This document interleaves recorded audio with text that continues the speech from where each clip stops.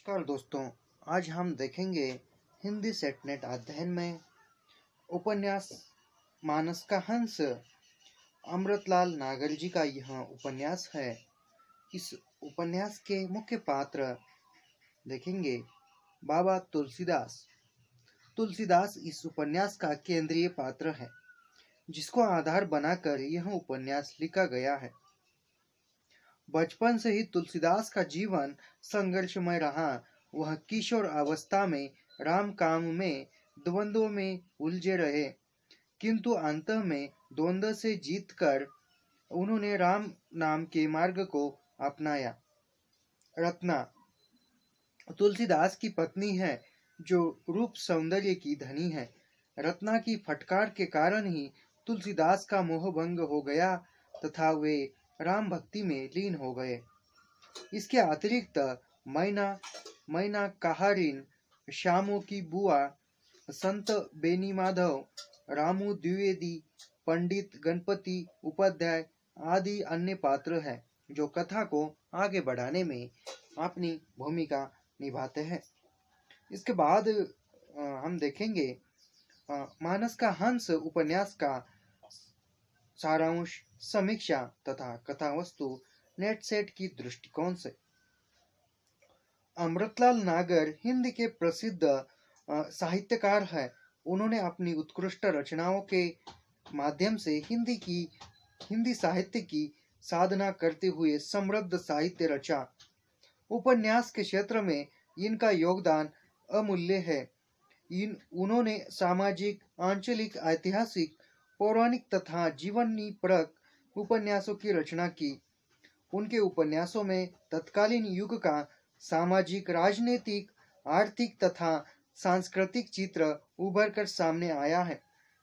अपने लखनवी अंदाज और भारतीय संस्कृति के जीवन चित्रण के लिए नागर जी हिंदी उपन्यास में परंपरा में विशेष स्थान रखने वाले साहित्यकार, उपन्यासकार माने जाते हैं। मानस का हंस अमृतलाल नागर द्वारा रचित एक प्रसिद्ध उपन्यास है, जो वर्ष 1973 में प्रकाशित हुआ था। यह उपन्यास तुलसीदास के जीवन को आधार बनाकर लिखा गया है। इस उपन्यास में तुलसीदास को एक सहज मानव के रूप में चित्रित किया गया है। इसी कारण इस उपन्यास को हिंदी उपन्यासों की श्रेणी में क्लासिक का सम्मान प्राप्त हुआ है। इस उपन्यास में तुलसी के जन्म से लेकर मृत्यु तक जो घटनाएं घटी, उनका कलात्मक प्रस्तुतिकरण दिया गया है। इसमें मूल कथा के साथ साथ कुछ काल्पनिक कथाएं भी जोड़ दी गई है। नागर जी ने इसे गहरे अध्ययन और मंथन के पश्चात अपनी विशिष्ट लखनवी शैली में लिखा है। बृहद होने पर भी यह उपन्यास अपनी रोचकता में अप्रतिम है। तुलसी का आविर्भाव ऐसे समय में हुआ जब भारत प्राचीन संस्कृति से समन्वित मुगलों के पैरों तले दबा हुआ था। अर्थात जब देश में संकट आया हुआ था, युद्ध चल रहा था तथा सत्ता का हस्तांतरण हो रहा था, तब तुलसी का जन्म हुआ। जन्म के समय माता की मृत्यु तथा पिता द्वारा त्यागे जाने पर तुलसी का बचपन अभाव में बीता। बाबा नरहरि दास से दीक्षा लेने के बाद उन्होंने काशी में शेष सनातन से शिक्षा प्राप्त की। गुरु नरहरि दास की मृत्यु के बाद उनका मन मोहिनी के प्रति आकृष्ट हुआ, किंतु मोहिनी की संरक्षिका के फटकारने पर तुलसी यात्रा पर चले गए। वहां राजा भगत नामक भक्ति रस में लीन भक्त के संपर्क में आकर वे राम भक्ति के मार्ग पर चले पड़े। इस पथ पर आगे बढ़ते हुए वे मथुरा, सोरो, अयोध्या आदि स्थानों में घूमते हुए राजापुर पहुंचे, जहां उनके पवित्र चरित्र से प्रभावित होकर पंडित दीनबंधु अपनी पुत्री रत्नावली से उनका विवाह कर देते हैं। रत्नावली के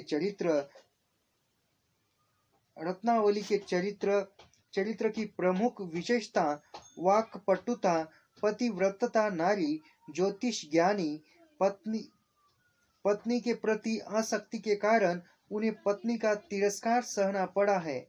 अंततः पत्नी की फटकार ने तुलसी को सांसारिक मोह माया से विभक्त कर दिया है, जिसके पश्चात उन्होंने अनेक तीर्थों का भ्रमण किया तथा राम के अनन्य भक्त बन गए। अपनी इस साधना में उन्होंने अनेक ग्रंथ लिखे, जिसमें प्रमुख ग्रंथ माने जाते हैं रामचरितमानस, जानकी मंगल, कवितावली, विनय पत्रिका आदि प्रमुख ग्रंथ है। इसका रामचरित मानस की रचना करते समय तुलसी को अयोध्या और काशी के पंडितों की ईर्ष्या, द्वेष तथा उनके षड्यंत्रों का सामना करना पड़ा। काशी में जब महामारी फैली तो तुलसी ने अपने शिष्यों के साथ मिलकर जन सेवा की। अपने शिष्यों के साथ राजापुर पत्नी को देखने गए, किंतु वहां उनकी पत्नी की मृत्यु हो चुकी थी। इसके बाद वे चित्रकूट में जाकर राम कथा का प्रवचन करने लगे। फिर वे काशी गए तथा जीवन के अंतिम समय में विनय पत्रिका का अंतिम पद लिखते हुए अक्ष्मी घाट पर उनकी जीवन लीला समाप्त हो गई। इस प्रकार अमृतलाल नागर ने इस उपन्यास में तुलसी के जीवन में घटित सारी घटनाओं का कलात्मक चित्रण प्रस्तुत किया है। कथा में तुलसी को मानवीय रूप में प्रस्तुत करने के कारण उन्हें आंतरिक और ब्रह्म दोनों प्रकार के द्वंद्वों से झुंझता हुआ दिखाई गया है। इस द्वंद्व के बीच उनका तेजस्वी व्यक्तित्व अपने पूरे उत्कृष्ट के साथ चित्रित हुआ है। लेखक ने तुलसी के जीवन की गरिमा को खंडित नहीं होने दिया। अंततः रचनाकार ने तुलसी के जीवन चरित्र को इस कौशल्य के साथ प्रस्तुत किया है कि यह एक कालजयी उपन्यास बन गया है। मानस का हंस उपन्यास में पात्रों का समाजशास्त्रीय, ऐतिहासिक व कहीं कहीं स्वच्छंद विश्लेषण रचनाकार की आधुनिक तथा परंपरा शोषित विचारधारा को सामने लाता है। युवा तुलसीदास के जीवन में मोहिनी प्रसंग का संयोग तुलसी के अन्य श्रद्धालुओं की अनुचित लग सकता है, तो वहीं दूसरी ओर तुलसी के आध्यात्मिक अनुभवों को श्रद्धा के साथ प्रस्तुत करना आधुनिकता के आग्रहों के पसंद नहीं आ सकता। लेकिन नागर जी इन दो प्रतिकारों से विचलित नहीं हुए तथा तुलसी के भीतर होने वाले राम के द्वंद्व को उपन्यास में चित्रित करते हैं।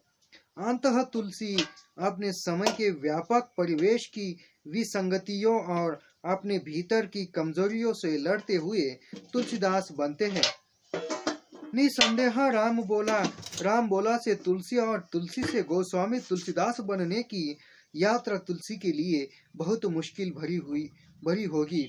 पुत्र और पत्नी जो उनके जीवन का केंद्रीय आधार थे, उनको त्याग पाने का निर्णय, पुत्र की मृत्यु खबर, एकाकी पत्नी की उनसे पास रहने की विनती किसी भी मनुष्य की विचलित कर सकती है, उन्हें भी करती है, परंतु राम को पाने की दृढ़ प्रतिज्ञा और प्रेम उनकी शक्ति बनते हैं, जो निश्चय ही उन्हें साधारण में असाधारण बनाते हैं। नागर जी ने इस उपन्यास में देश काल और वातावरण का यथार्थ चित्रण करने के लिए विद्वानों के मतों को श्रृंखलाबद्ध करने का प्रयास किया है।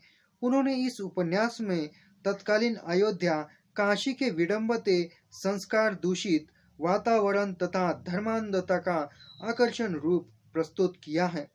मानस का हंस अपने परिवेश में तत्कालीन युग का महाख्यान है, जिसमें भारतीयता की असली खोज की जा सकती है। उपन्यास में वर्णित मुगलों और पठानों के दौर की बर्बरता भारतीय जनमानस की जर्जर और अस्थिर अवस्था तथा उनकी गहरी पीड़ा पाठकों को झंझोर देती है तथा उनमें स्वराज्य और स्वतंत्रता की कीमत का बोध कराने लगती है।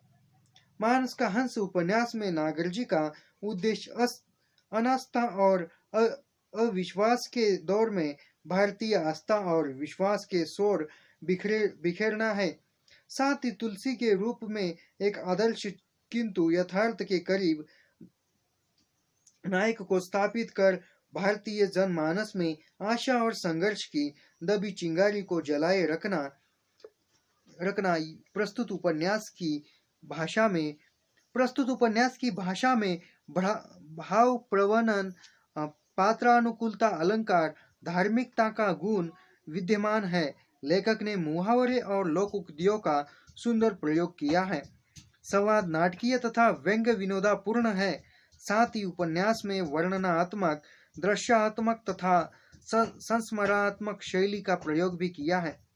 इस प्रकार कह सकते हैं कि नागर जी ने मानस का हंस उपन्यास में तुलसी के गौरवपूर्ण व्यक्तिमत्व की प्रस्तुति की है। उनके व्यक्तिमत्व की आधुनिक चेतना को समृद्ध करके देश काल एवं संस्कृति को नवीन आयाम दिया है। यह उपन्यास अनुपम और सशक्त प्रयास है। तो मिलते हैं अगले उपन्यास के साथ। अगला उपन्यास तमस भीष्म साहनी का है।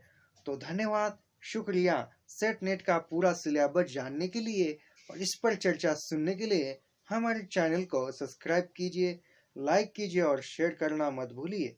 नमस्कार, शुक्रिया, धन्यवाद।